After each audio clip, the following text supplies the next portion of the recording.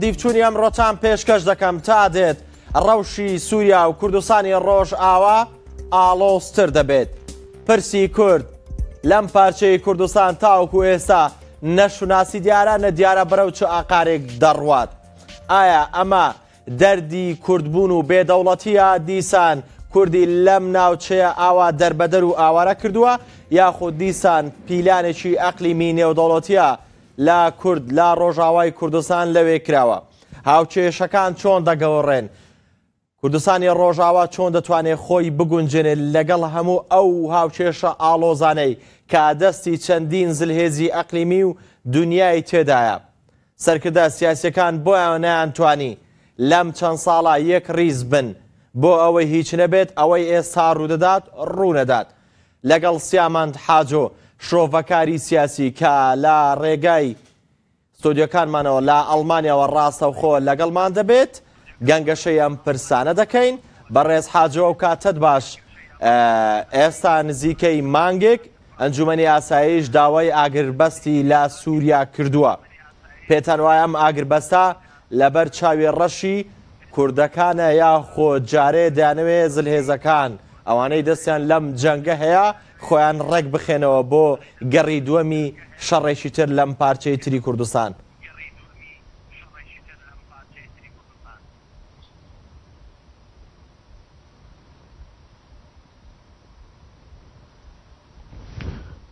ڕۆژ باش سەر چاوا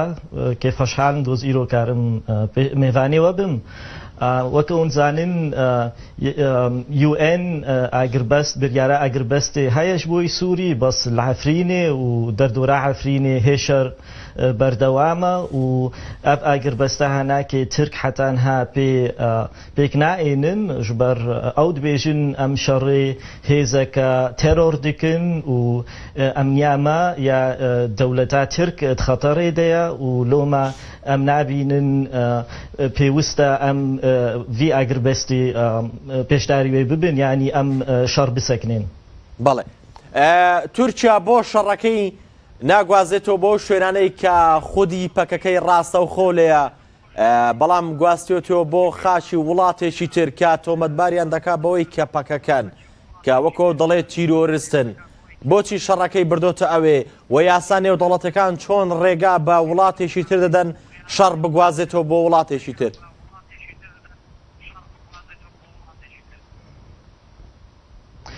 ئەم زانن تەفگەرا سیاسیە کوردی چەند ساڵە دبێژێ دبێت بەهوەریامەدا هەکە پێکاکە لە کوردستانە سووری بمێنێ و ئەم زانن پێدێ هێزا سووریە بەشێ سووریە یە پێکاکە لە کوردستانە سووری و مەزانی بوو ترک مستەحیلە قبول بکن گۆ پارتیکە سیاسی نێزیکی پێکاکە ینی پێکاکە بخۆیە هێزاوای چەکداری زێدە ببێ قبول بکێ و مەترسیامەش مێژ بە هەبوو ترک دەرباسی کوردستانە سووری ببن و ئیرۆ بووە ڕاستیک ترک دەرباس بوونە و شەڕێکی گراند بێ لە کوردستانە سووری گەلک کەسێ سڤیل قوربانیە دەستێنن و براستیژی ئەنی ما بەشێ خۆدبینن ڕێکبەریژ پێدێ گەلەکە جارات گوت وێ ترک دەرباس ببن لۆمە مەداخواز دکرد گۆ شریکاتی بکن بهێزێ دیە سیاسیە کوردی یێنە نێزیکی پێکاکاش بۆی ئەف حجەتە ترکا نەمێنێ و بداخەوە پێکاکە ئیدیۆلۆگیاوێ ناکێ نەدووریە حزبێ بەحسە ئەو خۆتەنێت بینێ نونەرێ کوردەی سووری و شریکە قبول ناکێ نکارێ دەسلاتێ هەفپار بکێ و نەتیجا سیاسەتا وایەژی براستی دەربەسبوونا ترکا ئیرۆ کوردستانە سووری. زۆر باشە. بەڕێز حاجۆ ئێوە پێتان وایە تورکیا هەر بەڕاستی بۆ پەکەکە دەچێتە ڕۆژاوای کوردستان یاخۆ دەچێ ناوێت کوردەکان لەوێش خاوەنی هیچ پێگە و هەرێم و ئەقلیمێکی خۆیان بن واتە ئەو ئامانجی پەکەکەی یاخود ئامانجی کووردە بەگشتی؟ نەحجەتا ترکا پێکاکایە و ئەم زانن حکوومەتا ترکی ناخوازێ کوردستانەکە ئازاد چێ بێ چاوە نەتخواست دەنگدانال کوردستانە عراقی چێ بوو دژی وێ ناکێ دەرکەت مەترسیاوە ئەو بوو کوردستانە عراقی ئازاد ببێ بەس وەکە ئەمزانن پێدێ و نە پێکاکا داخوازا کوردستانەکە سەربخۆ دکێ و ئەمزانن تەڤل و کوردی عراقی کورسانە عراقی گەلک تشت بدەست خستن فێدەرالی عراقی گشت بوو فێدەرالی کوردستانە عراقی بوو بەشێکی فێدەرال ترک لەشگەری دەرباس نەبوو ڕاستە گەلک جارە نەڕازی بوونا خۆتانی نەزمان بەس لەشگەری دەرباسی کوردستانە عراقی نەبوون هجومی زاخ و هەولێر کەرکووک نەکردن بتەیاری خوا چەند جارە ڕاستە دەرباسی کوردستانە عراقی بوون بەس قەندیل دەخستن جێ پێکاکە لێ ڕوونشتی و بەهەوەریا مەدە ترک نەدژی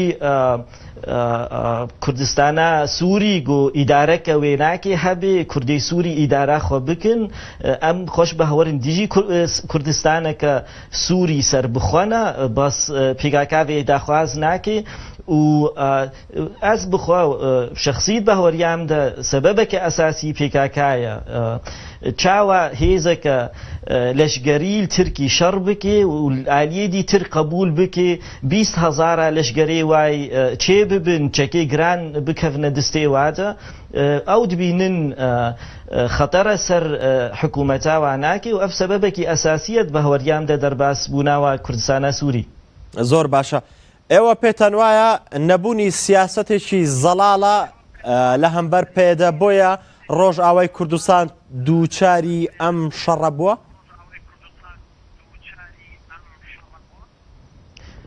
وسای سەدی سەد پێ دێ هشتبانە پێشمەرگێ وەکە میناک پێشمەرگێ ڕۆژ پێشمەرگێ ئەنجومانە نیشتیمانی کوردی دەرباسی کوردستانە سووری بووبانە حجەت نەبووش ترکارە بڕاستی دەرباس ببنش بەر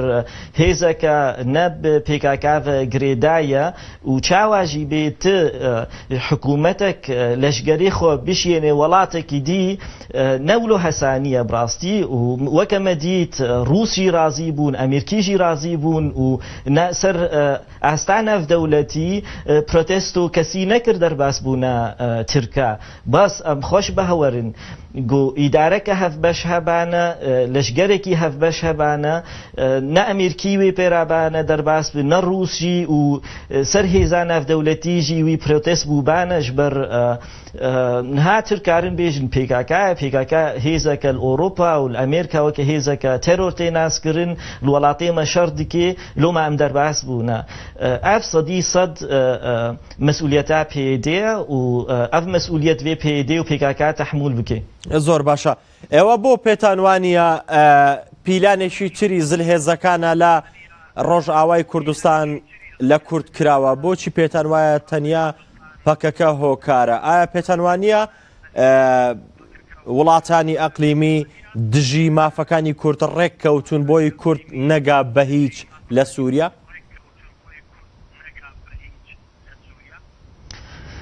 ئەس وەکەم گوت بەهوەریامدا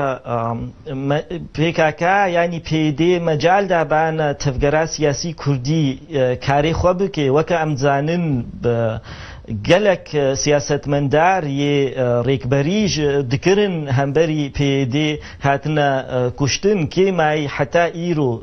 ڕۆژا پێدێ هەرێم خستیە بن کۆنترۆلاخوا زێدەتری 44 چالکڤان سیاستمەندار یێنە ڕیناوە جودایەش پێکاکەش پێدێ هاتنە کوشتن کەس زندانێ وا ناکێ دەتێنە ئەشکەنجەکردن ئەڤ ڕێخستنێ مافێ مرۆڤ وەکە هومەن ڕایتس وۆچ ئەمنێستی دبێژن وژ ئالیێدی وەکە میناک ئەنجومانانی نیشتیمانیە کوردی مەکتەبێوێ زێدەتری 35 مەکتەبێوێ ناکێ هاتنە گرتن مەجالی نادن کاری خۆی سیاسی بکن ئەس بەهەوەر دکم پێدێ مەجالدا بانە تەفگەرە سیاسی کوردی ئیدارەکە دموقراتی ئاوا کردبانە تشنە باش دەست دخستن بەس بداخەوە ئەڤناکێ نەکرد پێکاکە دیکتاتۆریا خۆ وەبجێ ئانی و کەسێ نەوەکەوێ ناکەی دفکرێ مەجاالێ نادێ کاری خۆی سیاسی بکێ و سەبەبێک ژێ گۆزێرەتری 800,000 کوردی سووری دەرکەتنە سیاسەتا وای دژی مافێ مرۆڤ سیاسەتەکە یەک ئالی دکن ژبەر گەلێک منتیقا کوردی شەڕچێ نەبووە دیساژی هژمارەکە مەزن وەکەم گۆ 800,000 کوردی سووری شکورسانە سووری دەرکەتنە. زۆر باشە ئەو ڕێککەوتنەی پێدە ئێستا لەگەڵ ڕژێم کردوێتی بەشێک لە حەشدەکانی سەر بە سووریا ڕژێمی سووریا هاتوونەتە ناو عەفرین ئێوە ئەو ڕێککەوتنە بە قازانج بۆ کورد دەبینن یاخۆت بە قازانجی ڕژێمی ئەسەدە؟ نەسەدی سەد قەزەنجی ڕەجیمی ئەسەدە و ئەڤ ئیسباتێکێ و ددەی خویاکردن گۆپێدێ نەش بۆی مافێ کوردەی سووری کاردکێ چاوە ڕەجیمەکە گۆزێدەتری 6 ساڵی تعدل کوردی سووری دکر ئەڤ ڕەژیمە گۆ 120,000 کوردی سووری جنسیا واژ واستاند حیزام عربی پێک ئانی گوندێ کوردی والاکردن عرب ئانینە جهێواناکێ و غەیری تم مافێ کووردا نەبوو کاری خۆی سیاسی بکن و ڕەجیمەکە گۆ ئەف 6 ساڵە شەڕێی مڵەتێ خۆ دکێ زێدەتری 20,000 کەس حەبسەی ڕەژیمێدا هاتنە کوشتن زێدەتری 6 ملیۆن مڵەتی سووری بازدا ڕەجیمەکە هەری خوینخار 20 ساڵێ چووی چێ بووە دوێ ڕەجیمەها داوتکێ تێنێ عەفرینێ بێژە تەسلیمی واناکێت کێ ئەف ددێ خویاکردن بڕاستی گۆ پێدێ نەمەسلحا کوردی سووری دپارێزێ مەسلحا کەسێل قەندیل دپارێزێ ژبەر بینن دژمنێ خۆ ترک و نابین ڕەجیمە سووری گۆ تعدێ زێدەتری 6 ساڵی تعدل کووردا کردە دبینن دۆستێ خوا ومە هەرجار دگوت ینی وەکالەت هەرێم نیزامێدایە پێدێ و ئەف ناکێژی ئیسبات کێ بڕاستی گۆ وەکالەت تەسلیمی واکردنە. زۆر باشە ئێوە ئەگەر سەرکردەیەک بان چ بڕیارێکتان دەدا ئێستا تورکیا لەشکرکێشی بۆ ناو عەفرین دەکا پێدە ڕەنگە موبەڕێڕی ئەوە بێت کە ئەوان دانەوێت ڕێگری لە تورکیا بکەن بۆیە سوپای لەش ڕژێمیان هێناوە ینی ئەو مبەڕێڕەی پێدەتان بەلاوە قبوڵ نییە؟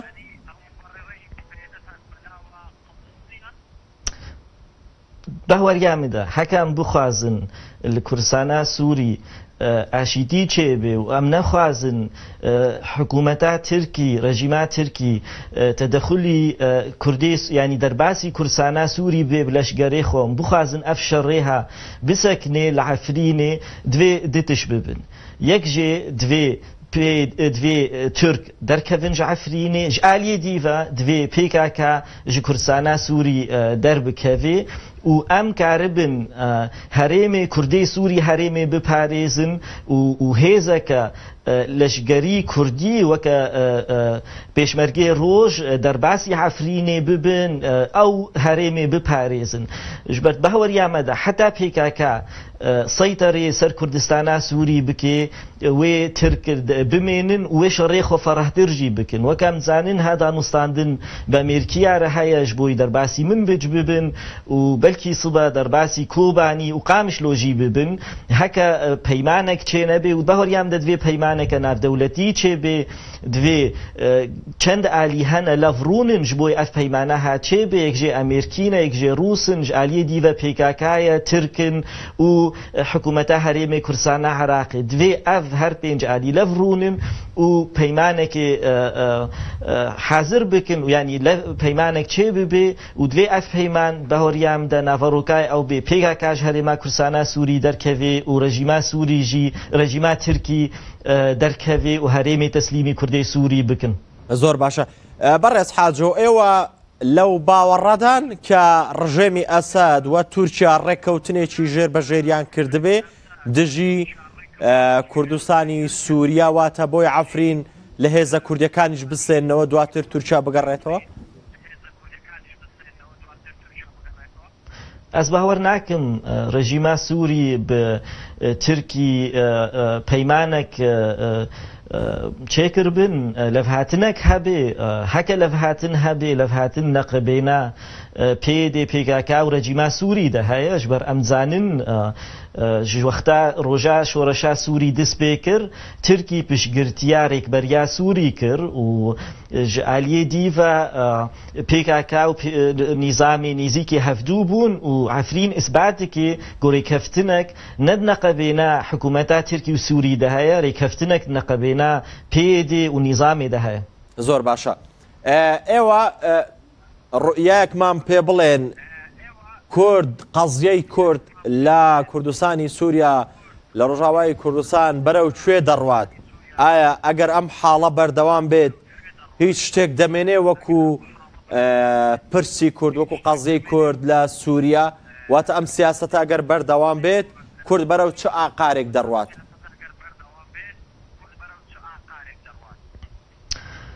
ئەس باوەڕ دەکەم هەکە وسا بەردەوام بێ ڕەوشا کوردەی سووری وێ گەلێکی خراپ بێ وەکەم گوت لەشگەرەی ترکی حکوومەتا ترکی بە ئاریکاریە هێزێ ناوێ خۆتکردنە هێزێ ئازاتیە سووریە عەرەب وێ بەرفەڕەحکن شەڕێخوا وێ دەرباسی کۆبانیژی ببن و بەلکی جزیرێژی شەڕ فەڕەح ببێ هەکە ڕێکەفتنەک چێ نەبێ هەکە ڕێکەفتنەکە ناودەوڵەتی چێ نەبێ ئەس دبینم کوردستانە سووری شەڕێکی بەرفەڕەح وێ ببێ بەس ئەس هێوی دکم ئالیەی کوردی و پێکاکە مەجالێ بدێ کوردی سووری ئەو ئیدارا خۆ بکن ئەو هەرێما خۆ بپارێزن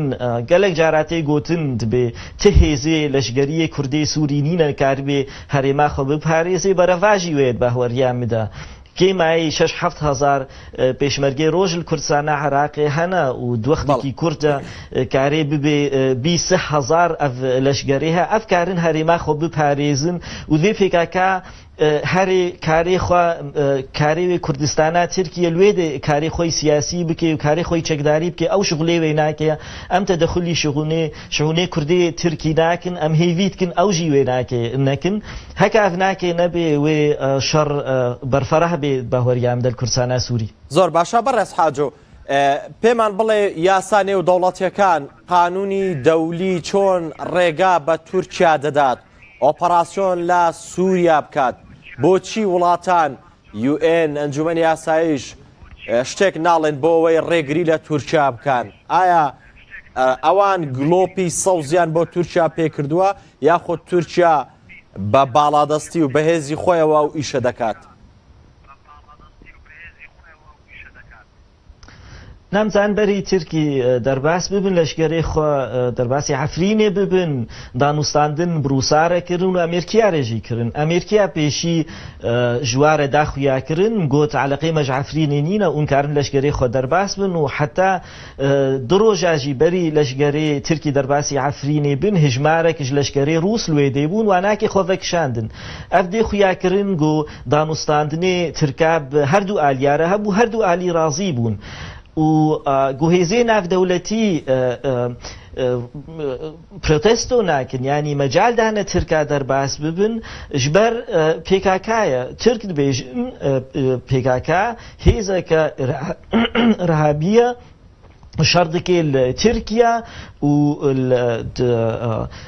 ئۆروپاژی وەکە هێزەکە ئەرهابی تێ ناسکردن ئەم شەڕێوێ ناکێ دکن و ژلۆماژی پرۆتێستۆ نەبوو ینی ئەvە مشکلامەی ئەساسی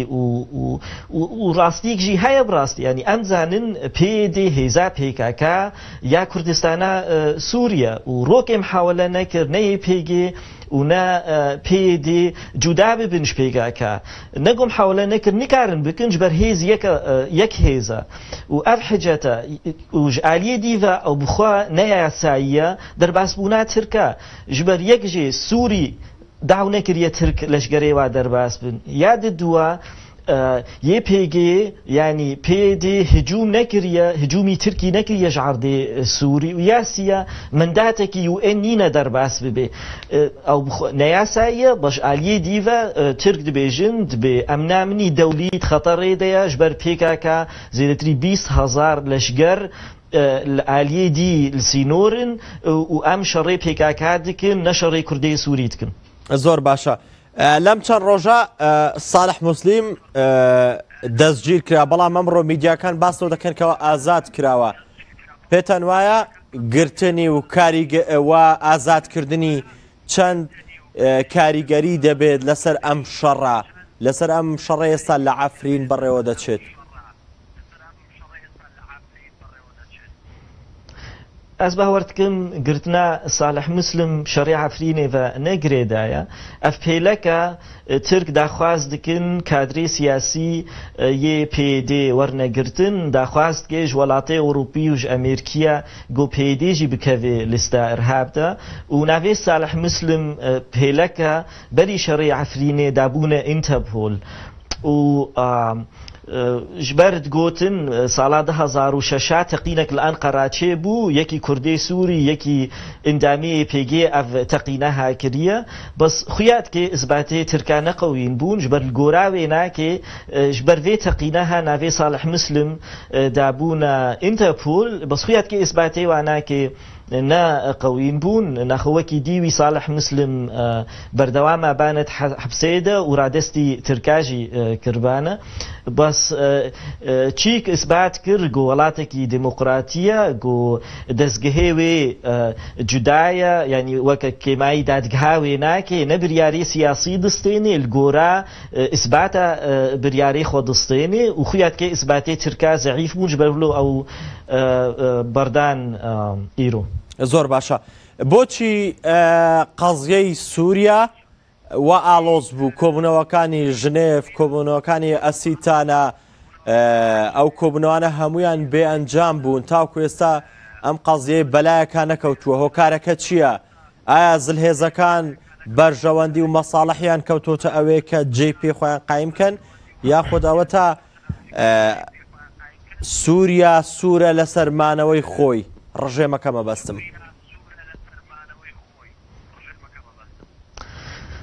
یعنی دوێ ئەمزانە بن مەسەلا سووری گەلێکی کۆمپلێکسە نە بریار دەعالینە شەڕێ هەفتوو دکن گەلێک هێزێ ناودەوڵەتی ئەو شەڕ دکن و بریار نەدەستێ سووریا دەیە بریار دەستێ وڵاتەیش دەرڤەیە ئەف شەڕێها ji بۆی بسەکنێ دوێ ڕووس ئەمریکی ئەیران سعودی ترک و حتا کوردستانە عراقی و پێکاکە ئەف ئالی هەمووچک دوێ لەف بکەن و ئەف ناکە گەلێکی زەحمەتە گەلێک جودابوون